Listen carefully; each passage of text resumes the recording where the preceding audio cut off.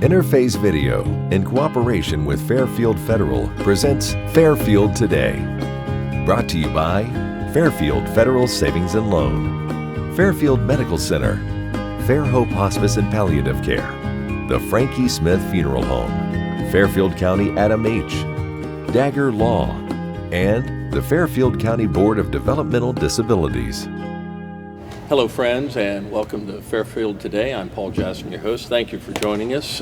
Pleasure to have you with us as we telecast inside the downtown lobby of the big spacious Fairfield Federal Building here downtown, where they're open for business, drive through, everything's is back to normal. Whatever normal is, that's where they are these days. They're back to normal. Got an interesting first segment today. I've been looking forward to this. If you drive around Lancaster or Fairfield County, and I'm not sure how long, maybe 15 years, the last 15 years, you probably have seen more and more murals appear on the sides of buildings. There were just a couple, and now in the last 4 or 5 years, there seem to be more and more of them popping up.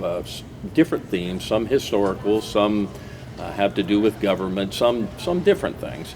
But the one that really caught my eye of a more recent type was just actually over the hill from us on Main Street on the corner of Main and Pearl, the old Amstutz Building. There's one with a military background. Of course, that's something that's close to my heart, and I like to think about that and talk about that. So I found out who did that, and I decided I'd get him on to talk about that a little bit, because there's a little connection there, and we'll kind of flesh that out as we move on. So fast forward to now, he's able to be with us today. Remo Remakilo, thank you for joining us. Hi. Yep, nice to have you here. Thank you for having me. Remo, you did, again, the first billboard we'll talk about, and we've got a shot of it. We'll show that. It's just over the hill here on the old Amstutz Building. It's a county building now. It's owned by the county, and it has sort of it faces this way. It faces east or west on the building, and it has sort of a military background of it. Was that something that was asked of you to do, or how did that really come about? Yeah, so I was approached to do a veterans mural, essentially just a dedication to people who serve. But the story that had kind of drove this effort and approached us was Terry had lost her son, Joseph Coletti, and was very close to Carrie and the whole county office, and them being really close and understood. And this was something that they've always wanted to do, and just trying to find the right opportunity and the right building, which was something that they were always considering to do something on. It just seemed all to fit. So I had talked to them, and me and Jason had ended up coming up with concepts and getting to know Terry and just what her story is, and the driving reason for it, and that's what kind of led to the mural. So, and I don't, you can tell us this, I don't remember, probably it was painted back in 2020, I'm not sure, but I remember Joey Coletti was killed in Afghanistan in 2019, and I don't know if he's anywhere else on the mural. I didn't pay particular attention, right. But I know the dog tags have his name on them. Yeah, so even though, this is definitely about the people who have served in the military and those that have fallen or missing, and especially also recognizing the family, military families, not just those who serve. But Terry being the first person that we had talked to and drove this story for us, we really wanted to pay homage to Joey. It was a heck of a story. Yeah, and it, the mural isn't just about Joey, but we thought it was really important for us personally to put those dog tags there. And if you look at that mural, there are all these different symbols, and yes. The dog tags were always going to be there, so it just made sense, and it made sense for us to include it. So a group of you got together and worked out different concepts. I'm sure you had lots of things you threw out there, or people threw out to you, and you just came up with a plan eventually of this is how it'll look, and that's what you painted. Yeah. So the plan was that. Both Jason and I, we are formally trained graphic designers, and he actually has a background, I think you've had him on the segment, in sign painting. Like he had many years of sign painting and doing large scale, and he actually did the mural over at Kroger when they first opened up. But so what we had done is we, get to know the stories and just sort of the objectives of, what they're trying to do. And then we've concepted a bunch of different sketches of how it can look and imagery, and it went through an approval process, and they selected one. And then when we, executed, it was a very methodical, like measurements and sketching. And then we had a lot of volunteers who worked, day in, day out with us to actually execute and paint it. I don't know, without getting too into it. Was that in 2020? I think it was, it was 2020, yeah. Yeah, because Joey passed away in 2019, so 2020 was how long did it take from the time you actually started on the building to the finish? How long would that have taken? I think it was about 2 months. 2 months? A month to 2 months, yeah. And assuming you have good weather. Yeah, assuming that we have good weather. And, there were many times where, it's very common for us to see, like, clouds coming in, and we're all, at this point, like, our own radiologists or meteorologists. We better back off. Yeah, we have we see the forecast, we see the clouds, and we have, like, okay, we know that the paint dries in, like, 5 minutes because the sun's baking it. And we have a system to just quickly tear down and then wait for it to, blow over. But yeah, there were definitely a lot of rain weeks. Well, I'd encourage anyone that hasn't seen it. Again, the best way is if you drive west on Main Street, come over the hill, and it's right there on your left, past where the sheriff's office used to be. It's a big parking lot, and then that building. But it's fabulous looking. It is so nice. And when you drive up in that direction, you'll see the American flag and the state flag. Just above the horizon of that, that huge hill, and you'll see the awnings, just the buntings just hanging. Yes. And so that's the first thing will catch your attention. It's really striking. So again, thanks for coming up with that. And again, to have Joey's name on there is it's special. I knew the family, several people in the family, and it was just a tragic thing for him to be killed in action in 2019 in Afghanistan. But it's a nice, as military banners are all over town talking about people who've served and been here in Lancaster and Fairfield County, it's good to see Joey's name up there. Yeah. So thanks for doing that. And for us, we've gotten to know Terry pretty closely, and when we were painting it, she would come all the time, and we've got to talk to her. And even today, when we did our most recent mural, Foster the Future, she would still come visit us and stop by almost every day too. A new friend. Yeah, so it's been well, let's talk about that other one. The other one that kind of struck me, and I didn't know this till I was talking to you, and you told me you had just completed that. It's the one down on Chestnut Street, just 2 or 3 blocks from here. It's on another county building. Oddly enough, I think they do records and keep things in there. But it used to be, most people would recognize it as the old Lancaster Eagle Gazette building right there, kind of outside that double-edged brewing building right there in that parking lot. And I know it's on 2 sides of that building there. It's a pretty big, it wraps right around. So. And what are the words on there now? It's Foster the Future. And this has to do with Job and Family Services and adoption?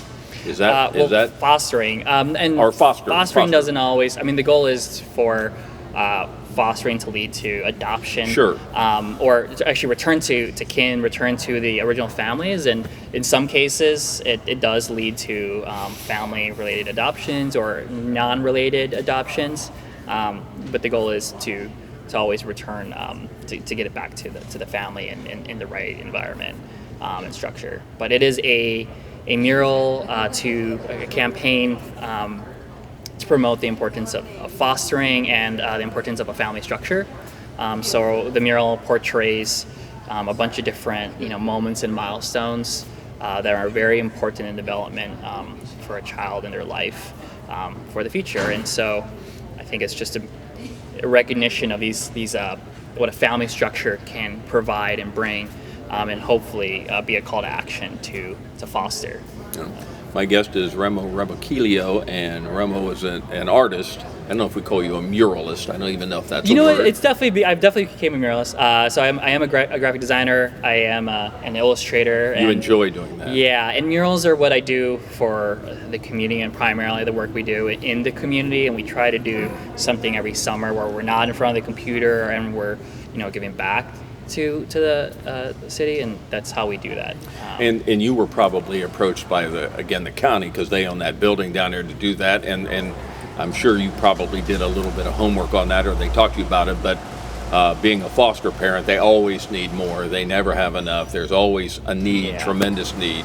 Yeah, I mean, with the mural, those all the scenes are inspired from stories, foster stories, and inspired from the stories provided by JFS. And we've also, at the same time doing the mural, we're interviewing these families, and we'll be publishing, or the county will be sharing the stories that we've interviewed that are also paired with these illustrations. But I think what we've learned a lot about is, one, that there is never enough fostering of older children, of teenagers, and something that really we need more of, as well as just the whole family aspect. That it's not just adoption; it's fostering in hopes to really build a relationship with the families. Yeah, the adoption is the end result sometimes, but that's not the important thing. The more important thing is to get the children into a good environment, which is the fostering environment. Yeah, and that environment could really provide them that family structure that they wouldn't otherwise have an opportunity to experience those normal moments, whether it's like just continuing school in the county and even joining like clubs and doing normal activities, or going through the drive-through or the movies. It's just really celebrating and highlighting those moments. And Remo, that the one down there on Chestnut, that's on two sides. That had to take a little bit of time. I mean, those are big facades. Yeah, that was surprisingly 2 months. Also, we learned a lot from each wall. It's always its own obstacles, and that one was 2 different surfaces as well. So one side went really fast. But anyways, that wall, if you see the wall facing Chestnut, it just says Foster, and if you see it at an angle, you get the whole message of the future. But what's really interesting is if you drive down Columbus, you can see it behind the buildings, peeking through in between. And so no matter what angle you see, you're just experiencing a different story or a different aspect. And we only got about a minute here, but you've done other murals in town. You mentioned the one, or not the one on Kroger's, but the one you did one out on Tiki? Yeah, actually Tiki. For Mike Tharp? So when I first moved here into Lancaster, Mike Tharp was revitalizing Tiki Pool, and came across my name because of my wife, who worked at the paper at the time. That he just knew of her, and so that's how I ended up doing my first mural, was doing the Tiki Pool signage. That was your first one? That was my first mural. Okay. And, Lancaster being very close, they're like, oh, this guy likes to do murals and have fun and get to know, about what the community's like and the story of the community, and that led to me meeting the bike trail people, the Fairfield Heritage Trail Association, and I over the summers also did 3 murals with them on the bike trail. So if you're on the bike trail, you'll see a bunch. One that's like a Duck Duck Goose mural that I did, as well as a large tandem bike over by the underpassing by the Kroger on the east side. Right. And there's got to be another. Yeah, I think those are the 2. Actually, there's 2. Those are the 2 murals I did. Well, you do great work. Well, thank you. I mean, again, I encourage people to go up here, the Amstutz Building and down on the Eagle Gazette building down there. Look at those and just see what they're all about. They're 2 different themes, 2 different ideas. Yeah, and definitely check out the Beery House. Today there is an open house, but we did when the new auditor's office had moved into the old sheriff's office. They added this addition and redid the building and reserved part of the old one, and we did a mural in between there as well. So. I know John Slater would be happy that things are going on up there. He'll like that. Yeah. So. Remo Remakilo is our guest. He is the muralist that did the 2 and many more in town. So thanks for what you do to kind of beautify the city of Lancaster. We appreciate it. Thanks. We'll be back on Fairfield Today in a moment. Fairfield Federal. When it comes to our customers and our community, we go above and beyond to help. Our people make the difference. We were retiring from Tucson, Arizona, and we made a retirement trip out around Ohio, having decided that's where we wanted to be. And we came across this town called Lancaster. And we fell in love with the downtown area where the fountain is and the memorials and the flags and all the stuff. And we looked around and I said, there's our bank right there. There's something to be said about a community bank in your hometown. Right. If you live in the community, you should do business in the community as much as possible. So it makes sense to bank with the community bank where you live. Fairfield Federal is the bank to be at. If you live in this town, or any town actually, you want to bank at a local home bank. And the employees are happy here, they're conversant, customer service is through the roof. There's nothing more you could ask for. Personal or business banking, whatever you need, we take it seriously because we know you do. Stop by today at any of our 3 locations and see why the difference is clear. Fairfield Federal Savings and Loan specializes in banking that revolves around you. Member FDIC Equal Housing Lender. The Frankie Smith Funeral Home and Crematory in Lancaster and the Johnson Smith Funeral Home in Baltimore have a long and wonderful history of serving our community. Feel free to give us a call at 740-653-0652. Stop in and see us at either of our 2 locations, 405 North Columbus Street in Lancaster and 207 South Main Street in Baltimore.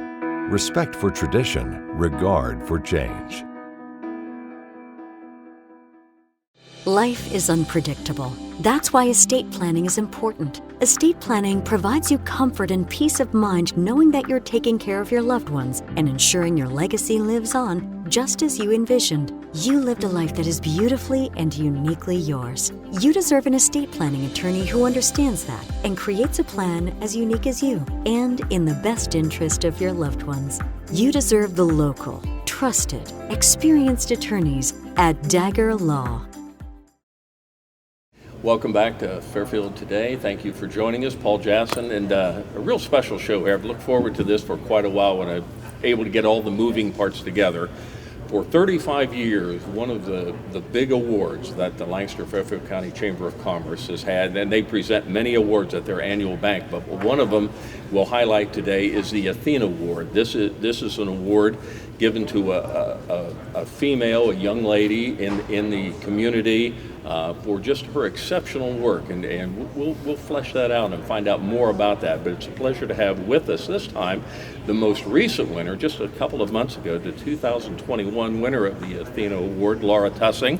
Laura, thank you for joining us. Thank you for inviting me. Congratulations on the award. That is just super. Thank you. It was really an honor, quite a surprise. With the other people that have been named there, that's a who's who of women in Lancaster. It so is. Congratulations. Thank you. And to my far right is John McGraw, and it's John, your family has been involved with this, the Athena Award, from day one. Yes, sir. 35 years ago, your dad, Bob, kind of got involved and said, John, you're the man, and you'll be handling that. And I'm sure you were honored to do it because you've had an opportunity over the years to really see some of the who's who in women in Lancaster to present this award. So I'm sure you each year is really an honor. Well, with each year, the bar keeps getting moved higher and higher. Perfect example. Yes. Laura, very deserving with her accomplishments at a relatively young age. So, yeah. In the future years, it'll be a challenge because that bar, as I said, just keeps getting moved. Well, higher and higher. Each year, I keep wondering how you'll come up with the woman to represent that, because we have so many great women here in Lancaster and Fairfield County. Again, Laura is so deserving, but so are other people in the community, and maybe next year we'll be there.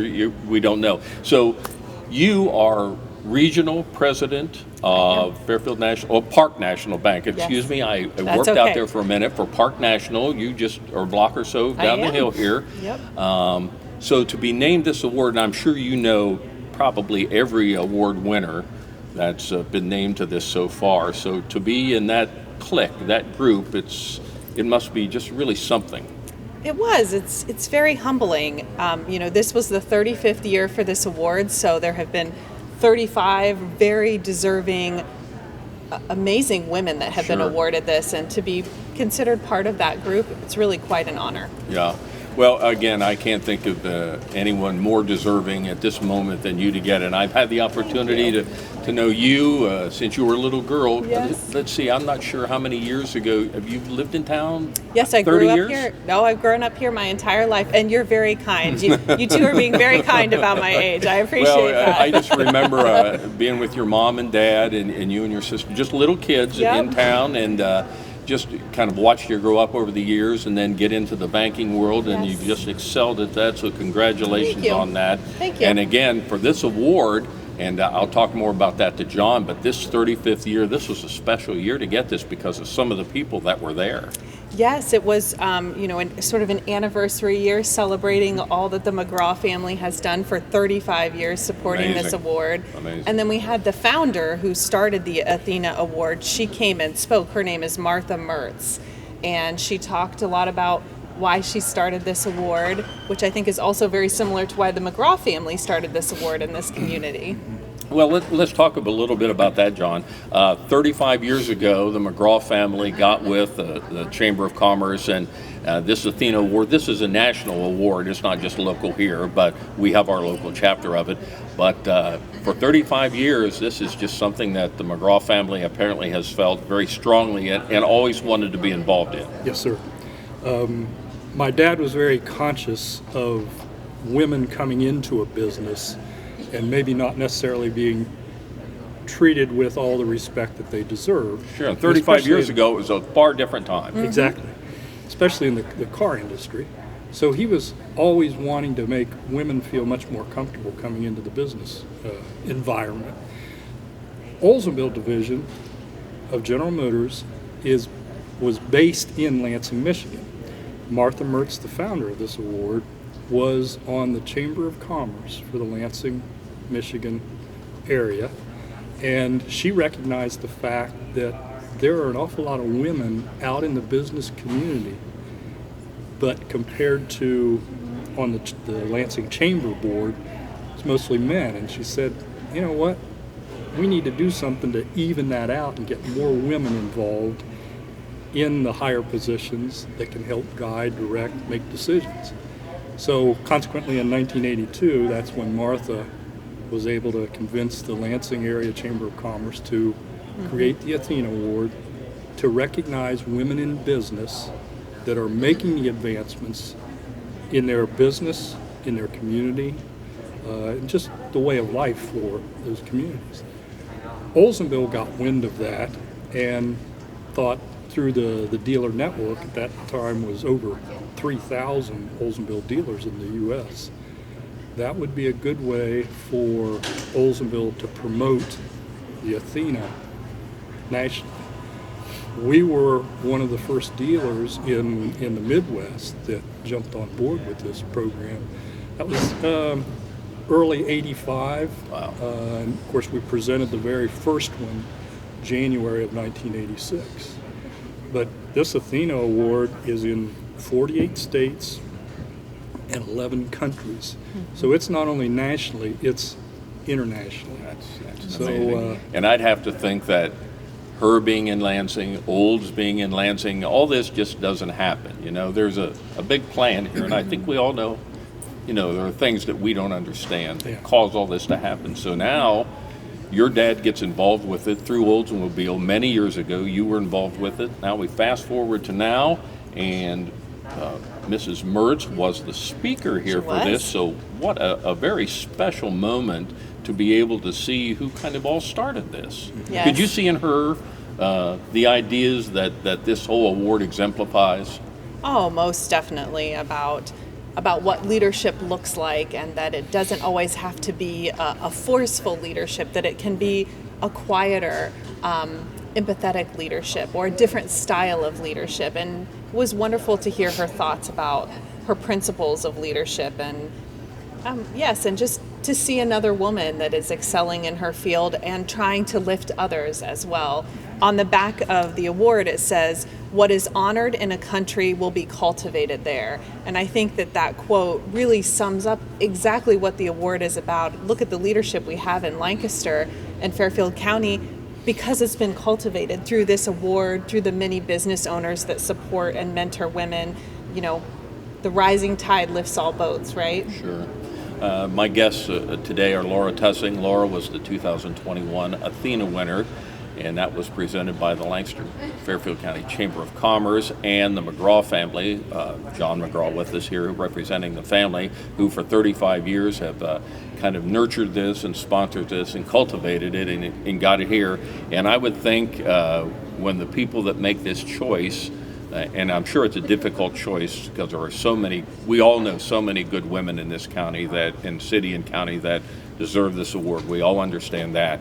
But I would say when you look at Laura and her business practices, the thing that she exemplifies, it was an easier choice. Mm-hmm. Well, and there are no losers in this award. They are recipients, even though they might not be given that award. The contributions they make to this community, to their profession, we all benefit because they do make Lancaster and Fairfield County a better place to live and work. So we are very fortunate to have all these recipients and the nominees involved in this community. Laura, when you think back and now how long have you been at Fairfield National / Park National? Yes, 18 years 18 now. years. So you came in, entry-level position, just branch manager, did all the things that everyone does who's moved up through the system. Are the principles that you have today something that you saw early on were things that I need to live by? You were fortunate, I think, to have a pastor for a father who I think, and a teacher for a mother who imparted great values to you, who enforced education, knew how important that was and how important it was to succeed and be a good person in your job. And I would say being a good person is a huge part of being a good boss. Oh, I would agree. I think, growing up here in Lancaster and having a pastor for a father and an educator for a mother, I owe a lot to them. They taught me how to give back and how to interact in a community and how to treat others. And that has allowed me to excel within the banking world. You don't think that skill set would be needed in banking. Often people think, analytical skills and accounting and math skills, but knowing how to listen and knowing how to follow up and knowing how to treat people as people, that's really what they imparted on me and really what I carry forth now. And what was so exciting about this award, and my family will chuckle with this, but they know oftentimes I'm Banker Laura. When I'm out in the public, I'm Banker Laura, and then at home I'm Mom Laura. And that night, I was able to combine both of them because the McGraw family invited my family. So my two daughters, Katie and Hazel, and my granddaughter, Leilani, they got to see me win this award, and they're all female. So I was really proud for them to see, look what a female can do. We can be this, and we can excel. It was really exciting. And I think those are moments that they'll always remember, and who knows how these moments would affect them in their life as they move. Oh, remember my mom or my grandma got this award. Or other young this women. Will and any of the younger women in the audience there, because there are lots of people who are award winners, people who are nominees, people who are women in the community who see this and say, it could shape their lives. Right, exactly. Yeah. And John, when I think about 35 years ago and your family get involved in this, your dad would be very proud, I think, to see the winners since Bob's passing, but to see that the McGraw family still is involved in this and still sees a need to emphasize strong women in the business community. Well, Laura touched on a point here a few minutes ago. Women can lead with a very different perspective. And maybe this world needs a little bit more of that.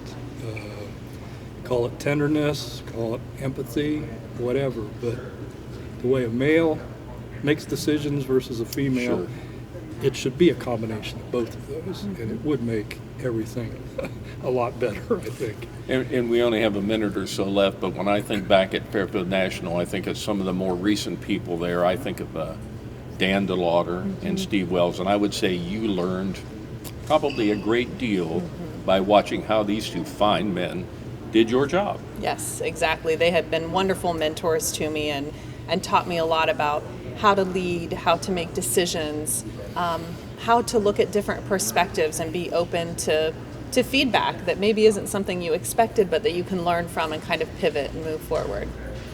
Well, I'm just honored to have both these folks with us today. John McGraw, whose father Robert and the McGraw family sponsored this award 35 years ago and saw the need for it, and still today, still very involved in the aspect with the Chamber of Commerce of bringing this about.